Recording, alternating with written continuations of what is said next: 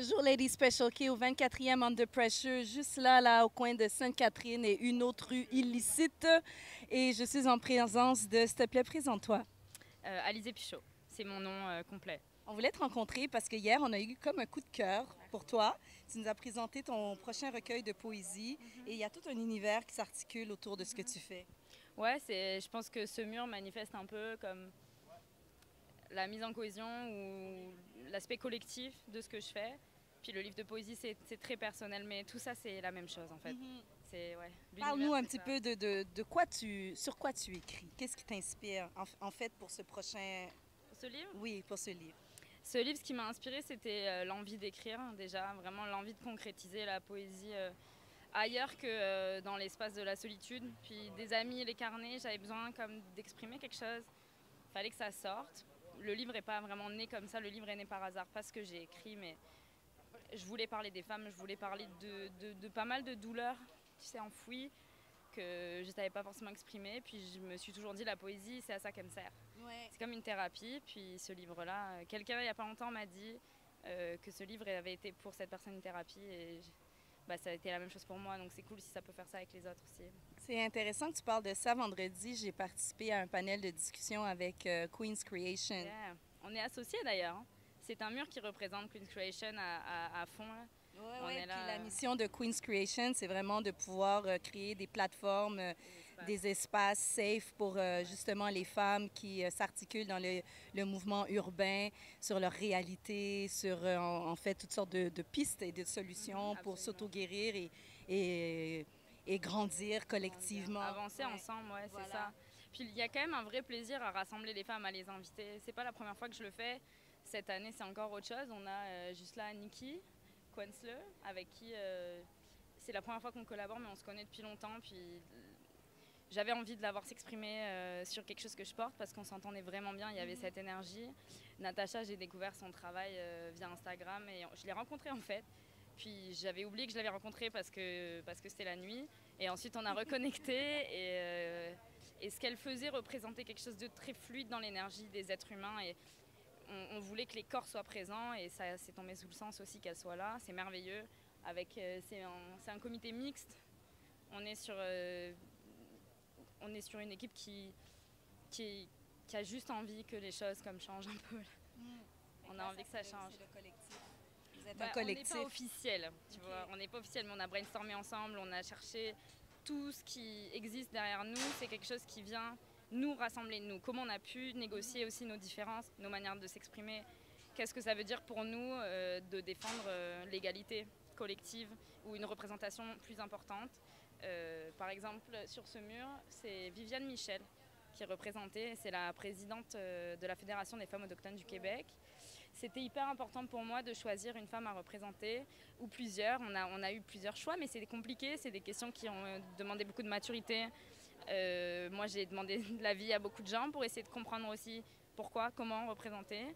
Et cette femme, je l'ai rencontrée au mois de mai. On était ensemble dans un panel, dans un colloque. Et nos deux échanges ont résonné et ça nous a permis de... Enfin, pour moi, ça a été tellement important de la rencontrer, de rencontrer une femme qui se bat pour l'ensemble des femmes autochtones au Québec et au Canada, à Montréal. Elle porte une idée non pas d'un leadership militant, mais d'un réel accompagnement et d'une parole qui est portée à travers elle. Et pour moi, ça, c'est merveilleux. J'ai pas d'ambition du tout à ce niveau-là, mais j'ai envie de les rencontrer, ces personnes. D'exposer qui ils sont et ce qu'ils peuvent représenter. Absolument. Les supporter, en fait, donner du poids à tous ces discours, tous ces voix, tous ces corps qui travaillent en fait pour les autres, puis qu'on oublie en fait.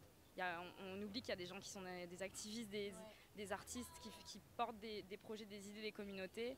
On se dit les choses changent du jour au lendemain. Non, non, vraiment pas. Ça prend du temps. Ça prend des gens comme toi, tu vois, derrière, avec ton micro et ouais, de la répétition.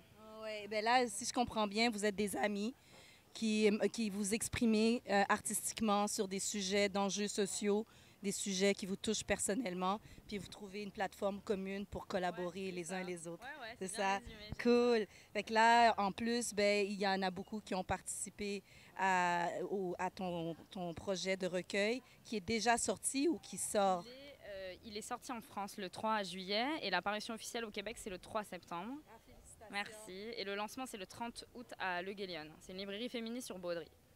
Je sais pas trop l'heure, je pense que c'est 18 h à la fin, genre après le travail. T'as envie d'une petite coupe de mousse peut-être. Ce sera le bon endroit. Je vais lire pendant 30 minutes. Je l'ai jamais fait en public aussi longtemps. Enfin, je l'ai fait une fois, mais c'était pas pareil. C'était comme un test. Et ça m'intimide un peu parce que c'est toujours étrange pour moi d'être en face des gens. J'aime beaucoup, mais je sais pas, c'est comme une première fois à laquelle on pense longtemps quand on a envie d'écrire des livres. C'est genre, waouh, le fait que je le fasse, même si j'ai été publiée en France, j'habite ici depuis 5 ans, puis c'est là que les choses se passent. Ouais. Donc, faut partir loin pour se rapprocher plus proche. Ouais, il y a quelque chose de ça. Puis même dans la langue, le fait de pouvoir communiquer avec des écrivaines et des écrivains québécois, pour moi, c'est incroyable parce que je partage l'amour de la langue, mais nos langues sont différentes et nos langues se parlent tellement. Et si on continue, les ponts vont se faire en fait plus forts avec la France. J'aimerais ça, pouvoir contribuer. Je pense que c'est important. Comment quel est le titre de ce livre?